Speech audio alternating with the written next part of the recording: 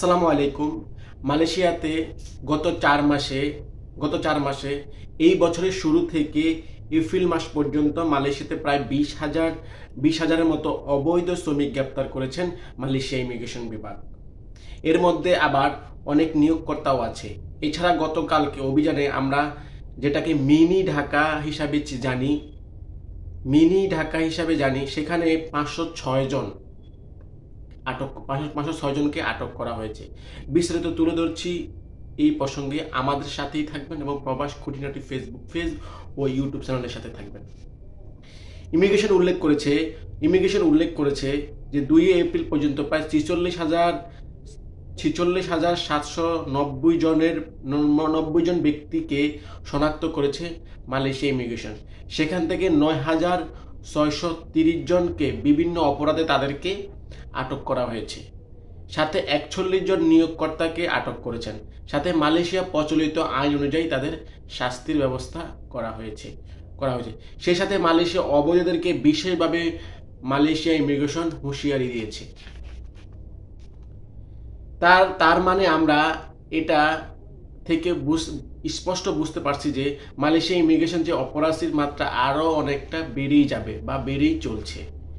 যাচ্ছে বা বাড়বে। এরপরে একটা ইঙ্গিত এসেছে, মালয়েশিয়াতে ইমিগ্রেশন যেভাবে বলছে মিনি ঢাকা হিসেবে পরিচিত 506 জনকে 6 জন অভিবাসীকে আটক করে প্রথমত এই বিষয়ে একটা ইঙ্গিত আসে, সেটা হচ্ছে মালয়েশিয়া যে অঞ্চলগুলোতে রেড অ্যালার্ট জারি করা হয়েছে সেগুলো এড়িয়ে চলাই আমাদের প্রবাসীদের জন্য এবং অবৈধ প্রবাসীদের জন্য সবচেয়ে নিরাপদ। তবে আমরা এতটুকু ইঙ্গিত করতে পারি, মালয়েশিয়াতে বর্তমানে যে পরিমাণ অপরাধী চলছে, হয়তো অবৈধদেরকে বৈধকরণ প্রোগ্রামটা না দেওয়ার সম্ভাবনাই বেশি। তবে আমি এটা বলছি না যে না দেওয়ার সম্ভাবনাটাই বেশি, কারণ যে পরিমাণ অপরাধী দিচ্ছে মালয়েশিয়া ইমিগ্রেশন, সেই দিক থেকে বিবেচনা করে এই কথাটা আমি আপনাদের সামনে উপস্থাপন করলাম।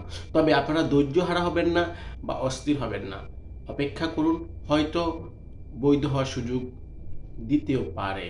তবে যারা এখন বর্তমানে অবৈধ আছেন, আপনাদেরকে বলবো যেই সব এলাকা মালয়েশিয়াতে রেড অ্যালার্ট জারি করা হয়েছে ওই এলাকাগুলো পরিত্যাগ করুন এবং ওই এলাকা থেকে নিরাপদ আবাসন, নিরাপদ বাসস্থানে আপনি অবস্থান করুন। সাথে যে এলাকাগুলো রেড অ্যালার্ট করা হয়েছে ওই এলাকা যদি আপনি কখনো জব করেন বা কাজ করেন, আপাতত কয়েকদিন কাজ স্টপ রাখাই আপনার জন্য সবচেয়ে বেটার। প্রিয় মালয়েশিয়ান প্রবাসী ভাইরা, আমরা সবসময় আপনাদেরকে সঠিক এবং তথ্যবহুল এবং গঠনমূলক বিস্তারিত দেওয়ার জন্য মালয়েশিয়া প্রবাসীদেরকে সবসময় আমরা দেওয়ার চেষ্টা করি। আমাদের সাথেই থাকবেন এবং প্রবাস খুঁটিনাটি ফেসবুক পেজ ও ইউটিউব চ্যানেলের সাথে থাকবেন।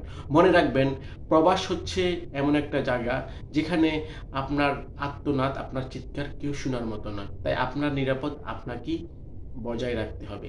আজকের মতো ভালো থাকবেন এবং নিরাপদ থাকবেন। অবৈধ প্রবাসীরা আপনারা সবাই সাবধানে থাকবেন এবং নিরাপদ অবস্থানে অবস্থান করুন। আজকের মতো বিদায় নিচ্ছি। ভালো থাকবেন, সুস্থ থাকবেন। আসসালামু আলাইকুম ওয়া রাহমাতুল্লাহি ওয়া বারাকাতুহু।